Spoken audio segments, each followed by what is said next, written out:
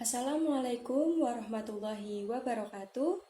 Perkenalkan, nama saya Lutfia Ayudea, mahasiswi Magister Program Studi Pengelolaan Sumber Daya Lingkungan dan Pembangunan Universitas Brawijaya.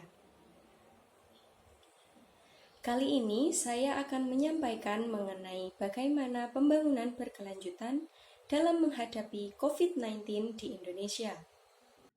COVID-19 merupakan penyakit menular yang disebabkan oleh jenis coronavirus dan pertama kali menyerang di Wuhan, Cina. Virus ini menginfeksi saluran pernafasan dan mengakibatkan gangguan pernafasan ringan sampai berat. Saat ini, COVID-19 sudah menjadi pandemi di seluruh dunia termasuk di Indonesia. Berdasarkan data covid19.go.id menunjukkan bahwa ada sekitar 18.000 kasus ditemukan di Indonesia. Peningkatan kasus COVID-19 mengharuskan pemerintah menerapkan beberapa peraturan untuk mengurangi penyebaran virus, seperti memberlakukan social distancing dan pembatasan sosial berskala besar. Social distancing mengharuskan setiap individu menjaga jarak antar satu sama lain, sedangkan pembatasan sosial berskala besar merupakan larangan maupun pembatasan jumlah kegiatan penduduk yang melibatkan banyak orang, sehingga kegiatan ini dinilai berdampak pada melemahnya berbagai sektor penggerak perekonomian. Pandemi COVID-19 di Indonesia tidak hanya berdampak pada pertumbuhan perekonomian domestik, tetapi juga berdampak pada penerapan pembangunan berkelanjutan. Pembangunan berkelanjutan atau sustainable development merupakan konsep pemikiran baru yang mengedepankan pengelolaan sumber daya secara bijaksana dan bertanggung jawab untuk memperoleh manfaat generasi yang sekarang dan generasi yang akan datang. Pembangunan berkelanjutan bertumpu pada keseimbangan 3 aspek, di antaranya adalah aspek ekonomi, yang kedua aspek lingkungan atau ekologi, dan yang ketiga adalah aspek sosial, yang kemudian menciptakan suatu keberlanjutan. Jika berbicara mengenai pembangunan berkelanjutan, maka tidak akan lepas dari pencapaian tujuan pembangunan berkelanjutan, di mana Indonesia memiliki komitmen penuh untuk melaksanakan dan mensukseskannya. Sustainable Development Goals memiliki 17 tujuan serta 169 target, di mana menurut Ketua Pelaksana TPB Indonesia, pandemi COVID-19 berdampak pada 9 dari 17 tujuan.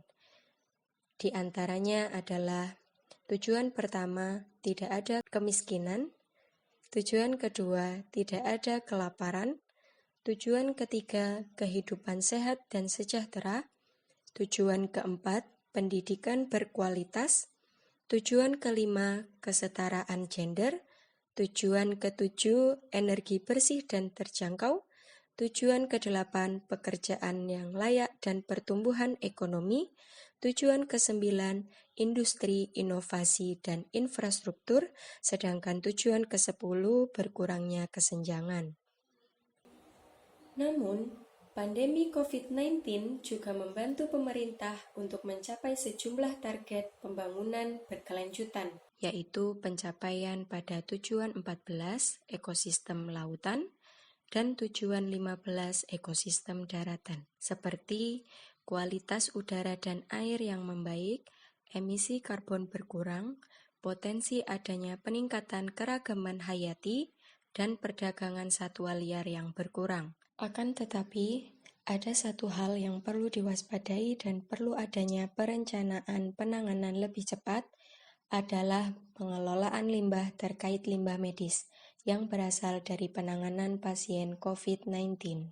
Terdampaknya beberapa pencapaian tujuan pembangunan berkelanjutan, pemerintah mulai mengatur strategi penanganan untuk membantu COVID-19 dengan tetap mempertahankan pencapaian tujuan pembangunan berkelanjutan.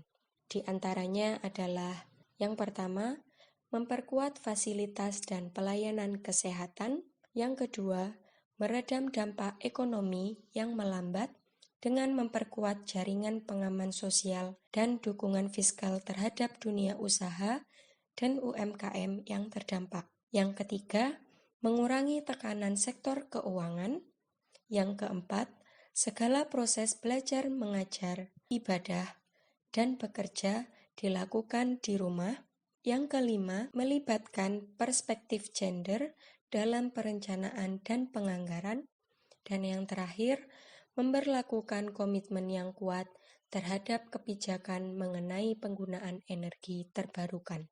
Selain strategi yang dilaksanakan pada pandemi COVID-19, pemerintah juga menyusun rencana untuk kembali mencapai tujuan pembangunan berkelanjutan pasca pandemi COVID-19, di mana rencana yang dilakukan diantaranya adalah yang pertama, membuat draft baru untuk mengubah rencana pelaksanaan SDGs di Indonesia. Yang kedua, Bappenas mulai mempersiapkan draft Rencana Aksi Nasional atau RAN tahun 2020 sampai 2024 yang mencakup aksi dalam pencapaian tujuan pembangunan berkelanjutan pasca pandemi COVID-19. Yang ketiga, menyiapkan solusi sebagai skenario dalam jangka pendek, menengah, dan jangka panjang untuk implementasi tujuan pembangunan berkelanjutan. Yang keempat, melakukan reformasi sistem kesehatan nasional. Dan yang terakhir, menciptakan program pemulihan ekonomi pasca COVID-19.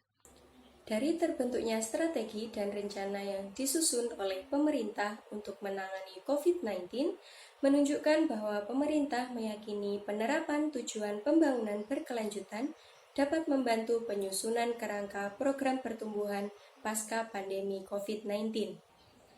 Demikian penjelasan saya mengenai bagaimana pembangunan berkelanjutan dalam menghadapi COVID-19 di Indonesia. Terima kasih atas perhatiannya. Wassalamualaikum warahmatullahi wabarakatuh.